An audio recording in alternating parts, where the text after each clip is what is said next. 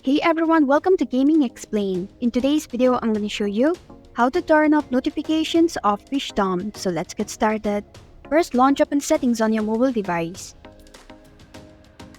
Scroll down until you find Apps option. Now tap on the Apps option. And this panel is going to show up.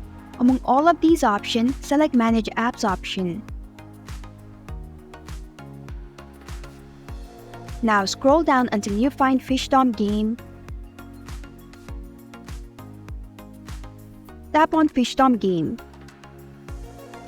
Scroll down a little and then tap on Notifications option.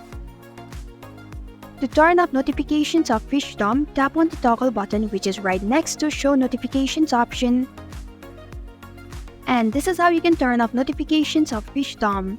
Thanks for watching Gaming Explain. If you like this video, hit the like button and drop a comment with any questions or feedback. If you are new, subscribe and click the bell icon to stay updated on the future videos.